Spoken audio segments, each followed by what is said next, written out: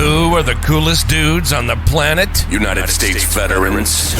What's the coolest sport on the planet? Pro wrestling. And what would be the coolest podcast on the planet? That would be this one. U.S. military vets talking pro wrestling. This is the No Shave Man Cave. Two badass disabled vets sharing their love of pro wrestling, giving you their perspective as fans, talking about current events and matches, history of titles, and who knows what else. Let's do it. Welcome to the No Shave Men Cave. Now your hosts, Ellie Jair and Jay Tilley.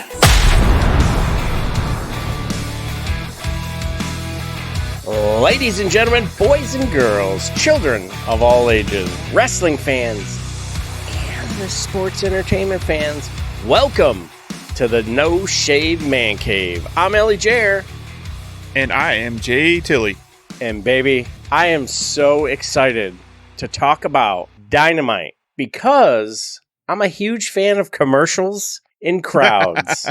And this is coming from a college town. So we're talking Triple C, college, commercials, crowds, AEW Dynamite from Austin, Texas. What do you think, man? Man, I am stoked for this show. Mm-hmm. I won't say it probably won't top last week. Because I mean it could. Challenge there's just not that maybe. Yeah, there's there's some good stuff on it, but there's no huge like last week you had last Claudio week and was Ray Phoenix. Yeah. You had Claudio Ray for Phoenix. sure. Yeah, Claudio Ray Phoenix. You had Orange Cassidy and that person he fought. Why am I drawing a blank? Daniel Garcia. And then you had the main event, which was the Moxley. So this one, a little different. I mean, there's some good stuff on the card. I just don't see it being as much of a blockbuster, but hell, they could surprise me. Who knows? But what we have announced right now is decent. We can run down it real quick and do our Dynamite preview and kind of put this out and see how close we are to predicting the future. What do you think opens the show? So when I was going through the card, I was like, okay, do you do someone who's almost local, Texas, something or other? Do you hearken back to what we saw last week with either Thunder Rosa or something with Miro? Do you open with some kind of a vignette? Or do you boil the crowd with bringing out Don Callis to explain what and why he did? And I think like what they did last week, where they opened the night with the wrestlers in the ring. I think that's what they do. And if it were me, I would sort of reintroduce Jay White to AEW, and I would bring Jay White and Ricky Starks out and set this building on fire. Because Jay White, Switchblade, this guy is live and nationwide. And Ricky Starks, everywhere he goes, this is my hometown. You know, like he has that whole... Yeah. You know, like he's connected to the crowd, and I think he is from Texas. It's either Texas or trained in Texas or something Louisiana like that. Or something. I think he was displaced with the both. hurricane. Yeah.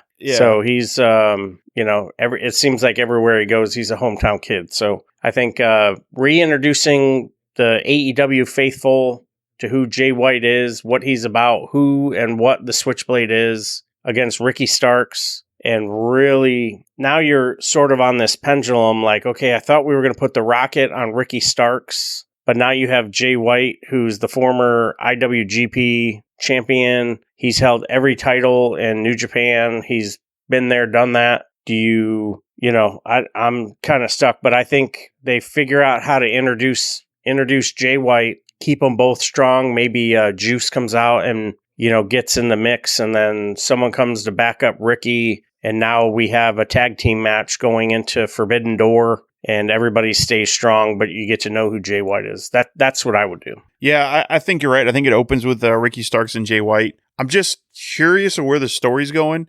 I really don't want to see Juice and Ricky again. I don't really want to see... I don't want to see the tag match, like unless they bring out somebody where we're not expecting it and go, holy crap, like I was not expecting so-and-so. Now... Do we see someone like maybe Finley show up and join Ricky Starks? So he joins the original Bullet Club and you get Bullet Club versus Bullet Club Gold. Yeah. I'm not sure where they're going to go with it. I mean, I haven't been a fan of the Ricky Starks, Juice Robinson since it started it. Throwing Jay White in it's awesome. I just want more from Jay White. Like, and part of that is the booking, right? I think they cooled down Ricky Starks too much. Like, if they'd have rolled into this feud right outside of his feud with MJF, hot. Dude. But I think throwing the Chris Jericho thing in really messed him up. And, Action Andretti is part of it. He's gone now. He's Ring of Honor and he's showing up. He's working with Top Flight. And it's going to be interesting if they're going to reheat Ricky Starks. To be honest with you, Ricky Starks is one of those guys who's, I think, contract's coming up next year. I wouldn't be surprised if he walks and goes to like WWE or something with his buddy. Yeah. Do you think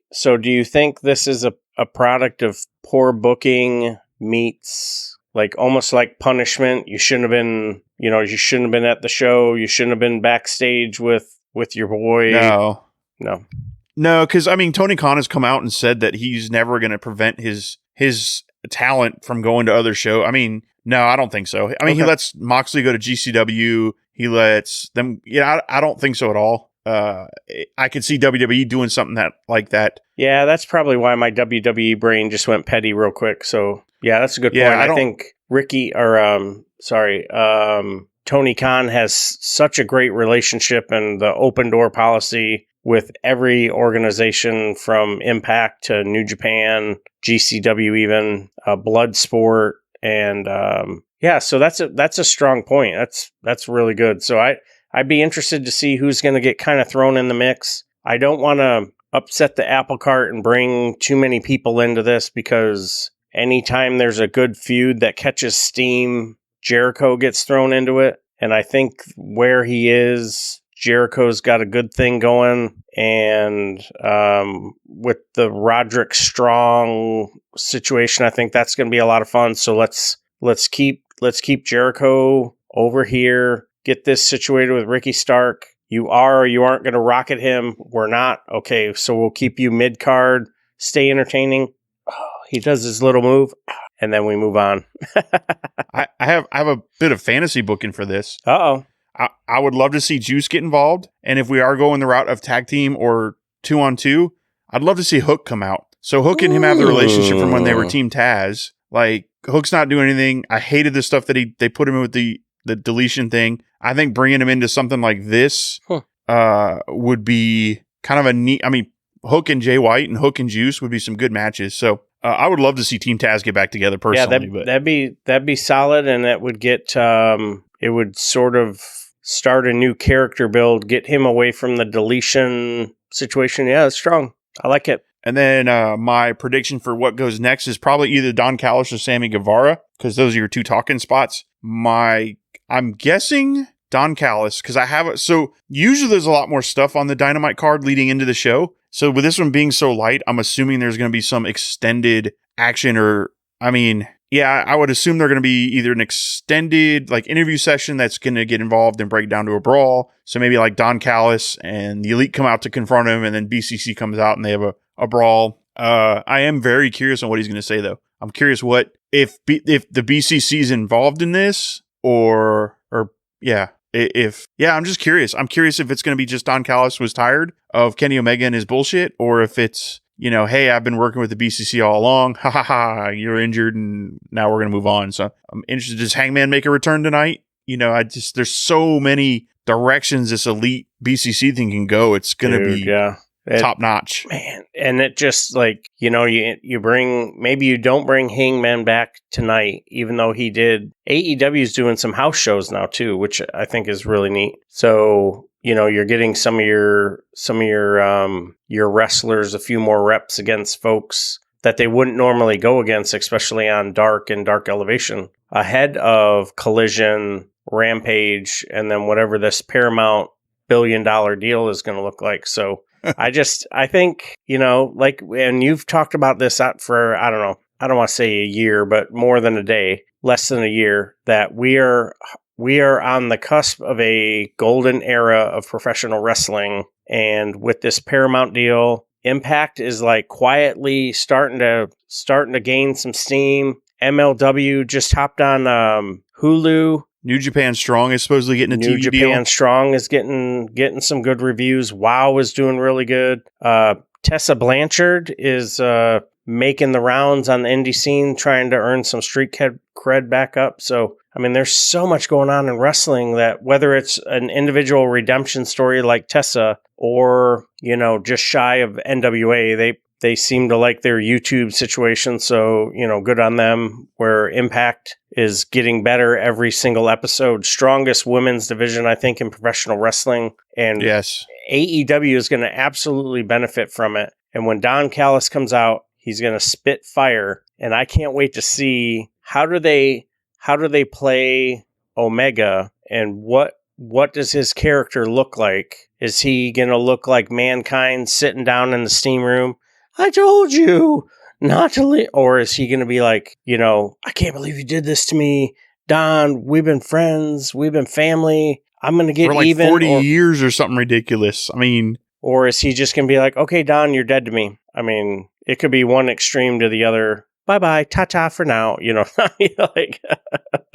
I don't, you don't watch Being the Elite, do you? Their YouTube show? So they did a kind of a quick little touch on it, and it's really a fun watch if you have the time. I watch it every Monday because it's like a little bit behind the scenes, a little story driven, because right now the whole thing on the Being the Elite is the Dark Order want to show Kenny Omega how the Young Bucks gave the nod to Hangman to let him win the match last year. Oh my God, yes. So it's really funny because they're like, hey, let me show you this on my phone. And like Matt Jackson will run and steal the phone, like throw it across the room and pull an MJF. Oh, it's great. It's so funny. So between the nod and 10, are we going to ever visit 10 again? Like, okay, yeah, he's just done with it. We're not. Oh, yeah, I don't know about that part of it. But the nod for sure. The nod is definitely being talked about in Being the Elite, which, is an upside and downside. The downside is like you not watching it, you're going, why is it just dropped? For me, I'm like, it's not though. Like they're doing all this stuff in the background. But one of the things they did do is it ended Being the Elite with Kenny Omega sitting at a table, and Matt Jackson brings him a piece of cake and like, hey man, I'm really sorry about what Don did. And he's looking at the cake and he's got his fork in his hand and he starts like flashing to all this stuff Don Callis has done. And he just goes in this angry fit rage and then it cuts black. So I'm like, man, are we going to get like a broken Kenny Omega who's going to be like ultra violent and maybe a version of him we haven't seen before, which would be really cool. And it makes sense with some of the stuff he's talking about, how like his time's running out and he doesn't know how much more he's going to do. He's flat out come out and said that the only matches he's going to do now are blockbusters, that he knows he can make huge matches or big, which I don't think that means he's not going to wrestle like Yuta or an undercard person. I just think it means he's not going to just go out there and do a throwaway match personally. Right. Everything's going to matter. And, like he's still the IWGP United States champion. He's still going to be a huge part of Forbidden Door. He is, and All In, and I don't want to say pillar of AEW, but he's like the foundation, maybe. And yeah, I mean, I don't know the right. Well, I wouldn't say pillar because they use the 4 pillars, but definitely a foundation. Yeah, I mean, it's in their name, All Elite Wrestling. Yeah, I mean, he's the elite. He's the guy, and they've talked about whether he will or won't resign. I just don't see him leaving, and I saw this whole time like Cody's a WWE guy. So I was that, and Omega did, what did he do? Like 9 months with development kind of a thing? Not even. Yeah, I don't even think he did that long. So he's not an indie darling. He is a professional wrestler who is like, man. And Tony's going to take care of him. And there's so many stories he can tell, especially with the pillars and the rotational wrestlers that come through. I almost said superstars. The wrestlers that come through, the working relationships with all of the other wrestling organizations, the matches that he's had with Vikingo, just he needs to be I don't think he'll be wrestler of the year in 2023. I think it will be Gunther or Roman, but Omega will be in the top 5. And no way. Omega's already had matches way better than Gunther. No, I totally agree with you. Like match of the year and runner up, both Omega. Like just mail in but your ballot. You just mean storyline, regular wrestling, right? And we were talking about the IWG or the Pro Wrestling Illustrated top 500, and he's top 5 every year. Should be, will be. And yeah, but no, so I'm super excited. So we'll open with some fun times. We'll see a little Switchblade. Callus comes out. He spits some fire. Maybe the Elite comes out. Maybe they don't. Maybe Blackpool comes out. Maybe they don't. Fade to Black. What do you see next? My guess would be the Roosh Jack Perry match. I think that's it's either that or the Sammy Guevara match. Okay. Maybe the Sammy Guevara. I could see maybe that one going first because they haven't announced his opponent, so it might just be a quick squash kind of match. And, not much to prognosticate on that one. More probably some Pillars stuff. Maybe MJF gets involved. Maybe they do some backstage segments. I'm not sure, but I have a feeling it'll be a quick squash match. I'm thinking backstage segments or vignettes. Maybe we see, a little twist and turn to plant the seed, why this pillar should partner or associate with this pillar, and just, sort of really thicken the plot as we get closer and closer to their pay-per-view, which... Yeah, because they've got it's gonna this be a Dynamite and then next week's Dynamite, and that's it. They're into the pay-per-view. Yeah. So, yeah, maybe something to heat it up. Maybe, yeah, they've got to do something to either make Sammy more of a heel, because he kind of started coming off like a baby face. So maybe this is a match where he's going to just be very heelish. Or he gets attacked by MJF and you just have him go straight babyface and you do a 3 babyface on 1 heel, which would be a very interesting dynamic rolling into a pay-per-view. But it would be interesting. God, it'd be a neat way to do it. And then MJF comes out the winner, and now you have 3 of the 4 pillars just looking at each other like, shit, yeah, I was just a good guy. And, that would that'd be fun, because who do you turn? To me, Darby would be, he would make sense to turn, because you've sort of almost I think a villain Jack Perry would be pretty good. Man, he would, like a dark jungle, he comes out in black gear. Like have him snap at this maybe, and he maybe he shakes hands with MJF at the end, and he does decide to kind of follow in his footsteps and become a nasty heel, because it wouldn't be a bad thing. Yeah. But I also think that's your next match, too. I think you roll right in from the Sammy stuff to the Jack Perry Roosh match. And holy crap, that match is that'd be a good connecting file. That'd be fun. Yeah. And that match is going to be amazing. If Roosh shows up. Roosh has a tendency to sometimes be like, meh. But if he shows up and he goes hard, don't make it weird. But if he shows up and... showing up hard. and has a good time with Jungle Boy. That makes it weird too. Oof. Now it's just all weird. Going hard with the If Jungle Boy. they have a great match, I think it has a potential to be a very good match with Jungle Boy's high flying and Roosh is just kind of stiff, stop flying around. I'm going to ground you and then I'm going to fly around. So that ought to be interesting for sure. Yeah. Again, more pillar stuff. Yeah. I think you'll see a couple of vignettes. The Guns recently showed up on a show. They were on Rampage, did some stuff, cut a couple of vignettes. They've done a few interviews, so there could be a good chance. You'll see some vignettes that are building. I think.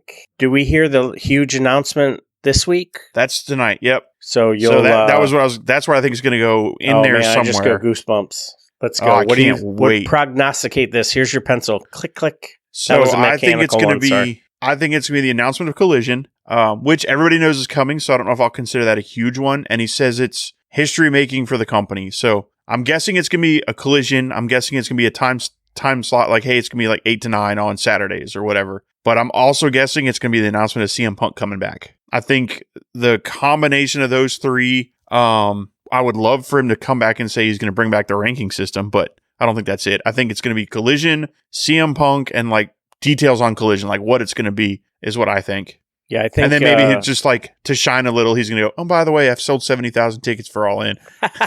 Dude, why not? Like, hey, and the Friday night before, we're going to be at, we're gonna do a show at the Queen's Castle, announce a Dynamite for that week. Yeah. Do Dynamite and Rampage from there. Yeah, so you'll see Dynamite, Rampage, pay-per-view. I don't want any more titles announced. Maybe another match gets announced. Love the talk about this is what we've done with ticket sales. Thank you to everyone.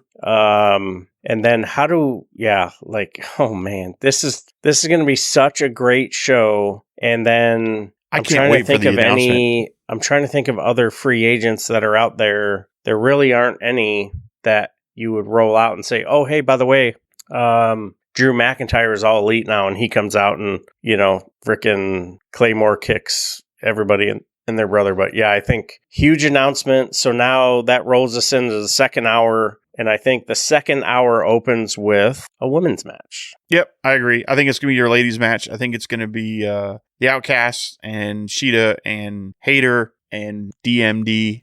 I'm just curious how this is going to go, right? So you would think this would be the blow-off match to the feud, which I love. Well, I love the story, but it's getting a little old now. Like, all right, either introduce some more people, do something heated up real good. Okay. So do you think they bring somebody new to join the Outcasts tonight? Like Ty Valkyrie? Or do you think it's just going to be a straight 3-on-3 with maybe, let's say, Tony Storm getting the pin over Hayter, and now you've set up that match for Double or Nothing? Oh, wow. So you sprinkle in the seeds of question, or do you drop in some dissent in the ranks? So does someone get upset on the Outcast side, or does someone get upset on the original side, and now you're like, oh, I'm mad at you. No, I'm mad at you. And then they leave. Yeah, that's the other thing is like, could you start seeing the Britt Baker, Jamie Hayter split coming? Do we tickle some of that in there? Like, I will be disappointed if it's just a straight 3-on-3 match and then that's it. So I'm hoping we get either the advancement of the Hayter Britt Baker breakup, which has been teased almost for a year now, or almost 2 years now. Yeah. Or we get someone else joining, or 2 or 3 people maybe joining the Outcasts, like maybe Ty Valkyrie and Athena, and no, Athena's in Ring of Honor, but Ty. The only reason I keep saying Ty Valkyrie is because she posted something about being suspended. Oh yeah, because she and like, this is how you treat people who come from the outside. I was like, that's pretty poignant. And then Jade Cargill's like, hey, watch your mouth, and you better keep your hands off my referee. And then she comes out, and Jade joins the Originals. So you have Jade as a turning face and joining the Originals. That and would then be you've set up nuts. Because, dude, she would pop a crowd. She needs something. Yeah. Man. And she needs something because just carrying on. The baddies. Waiting. And just waiting for Statlander to come back is really just totally letting all the air out of her. I think it's too early. If Statlander is good to go, I still think it's too early because I want her to set the crowd off. Boop. And when she shows up, Jade Cargill has an open challenge in Wembley, and out comes Statlander. She wins the title, and she takes that title to Collision or whatever. So or you have Jade join the Originals and have the Outcasts keep doing their thing, and you have Saraya challenge Jade for the title at All In, and Saraya wins over Jade in her home country and beats the win streak. So now you put a title on Saraya, and she's the one who beats Jade. Like, that would be a huge pop. Like, that would be massive. Monster. Because I know the rumor is going to be Hayter versus Saraya, but I think I think that would be even better than Hayter and Saraya. I do too. Hayter, let them both shine. Hayter in a match where she defeats Monet. I keep wishing that one to happen. So both Brits walk out champion. Dude, that's a win. That's a feel good moment, and that's some home cooking, and AEW loves that. And man, just like they say on What Culture, makes me feel all warm in my tum tum. Yeah, I would love that. That'd be awesome. And then you got the belt off Jade, so now Jade can go after Jamie Hayter, or you could build Jade into some other programs instead of just holding his belt and kind of being stale. I think that would be a good way to go. But I mean, Statlander coming back would be a huge pop too. That would be a really massive pop, and would be cool to see her. I'd love to see her pop. Anyway, so we get the women's match. We go to probably some vignettes. Renee's going to be gold because there's going to be a lot of talk about what's coming up with the future of AEW, what the new Collision show is going to look like. You're going to see some BCC backstage, probably cracking some skulls. And now we've got about 30 minutes left in the show. What leads us to our main event? And that main event, without taking words out of your mouth, it's got to be Jericho versus Roderick Strong, Falls Count Anywhere. What is the prelude to that match? So they haven't announced anything, so it could just be the women's match. You run the women's match, and then that'd be you awesome. Give them enough time. Yeah, have the women just go. I have a sneaky suspicion we're going to probably finish recording this and jump on Twitter, and it'll be Tony Khan saying, "Oh, these 4 matches just announced." Because you figure... So my thought is you're going to want to hear something from FTR or Mark Briscoe and Jarrett's crew, so somehow that's going to be in there. If you've got Sammy Guevara and Jungle Boy on, why would you not have Darby at some point? So Darby's going to either make it a vignette or show up somewhere. MJF will probably cut a promo or have a pre-tape. Yeah, they're going to have to do something. And then with Adam Cole being banned from the show, do we see some interactions between Jericho and Britt Baker? Because, maybe as Britt and her team are walking away, Jericho's coming down the ramp and they have an interaction on the ramp or something. Not saying I want him to put hands on her, but you could see where like that builds back into the Adam Cole thing. Or does Anna JAS jump Britt Baker, as part of that storyline? So they have some things to do, but I also think that's why those 2 matches will butt up against each other. I think because you're going to want that interaction between Jericho and Britt Baker somehow throughout the whole thing. Yeah, I'm flipping through a couple of the rumor mills, and there's nothing new other than Pat McAfee just signed a monster deal with ESPN. But yeah, no, I think Britt Baker, she's gone public with some of the background backstage drama and some of the internal politics and competition. I totally forgot. Thunder Rosa came back. Yeah, that's what I was saying. Like, are you going to see? Oh man, I wasn't even thinking about open? That. Is Miro going to be? He'll be wandering around talking about why don't you love me, God? Yeah. So I think if Jade is there, Thunder Rosa just walks past, and Jade is like, "Excuse me," and Thunder Rosa just gives her like the crazy eye. Is Thunder cleared to wrestle? Do you know? I don't know if she's cleared to wrestle yet. She's not, but she's able to travel now, which you could sort of play that into some non-contact role, and she's just making little pot shots at the wrestlers and stuff. So okay, yeah, I was curious if she joins the Outcast, because it would make sense for her to join the Outcast to go against Britt Baker and them, because then that could be the person that comes out, or her and Ty Valkyrie. Who the hell knows? Oh my god! And then you've got a spot for Rio. Yeah, I don't want Ty in a faction. I think she's strong enough to ride on her own, but it would make sense to put her in a faction because it would give that faction instant credibility. So, and for the Roderick Strong Jericho match, I think it's gonna be good. I think they're both really good at this. I see Jericho winning though. Maybe not. I don't know how to call this one. I'm gonna go with Jericho winning because I think it feeds. I think it'll be something like, so the JAS is banned from the arena. However, Sammy Guevara is going to be in a match, so they can't ban him from the match. So I'm guessing Sammy gets involved, or do they make Sammy leave afterwards and we see Adam Cole? Yeah, if it's a no disqualification, Falls Count Anywhere, fantasy spot. They fight out through the outside of the arena, and that's where Adam Cole is standing. And they're no longer or the JAS in the arena. Are standing there. Yep. Yeah, I was thinking, because that's a WWE thing where they meet them in the parking area. Yeah, so that's how I see that going. They end up out in the street. Adam Cole, baby, gets a couple shots in. Roderick gets him, somehow gets him either in the ring or gets him, because Jericho is at the point in his illustrious career where he doesn't need the victory. But at the same time, for this story, he needs like a win. You know what I mean? So this could be a lot of fun. I think this will be interesting. Yeah, my guess is we don't see Cole, but we see the JAS outside the arena. So when Strong gets pushed out there, they beat him down. Man. And then you've added all this extra heat. Okay. Yeah, you've added all this extra heat to Jericho. So now his best buddy, they've taken him out too. And I think that might be the way to go. I like that. And then maybe you see the return of, not Bobby Fish, the other one, Kyle O'Reilly. Like maybe we see the return of Kyle O'Reilly, like coming to save. And now you've got somewhat of the Undisputed Era back together. But yeah, it should be a good show. I'm looking forward to it for sure. Fun. The crowd is going to be hot. Super excited. Great college town. You're in Austin, Texas. Everything's bigger in Texas. And AEW is going to go off.